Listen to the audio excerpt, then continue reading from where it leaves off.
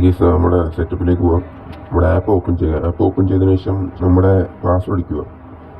ഈ ആപ്പിൽ പാസ്വേഡ് ആ പാസ്വേഡ് നമ്മൾ വീഡിയോ കൊടുത്തേക്കാം. അപ്പോൾ പാസ്വേഡ് അടിച്ച് ലോഗിൻ നിൽക്കുക.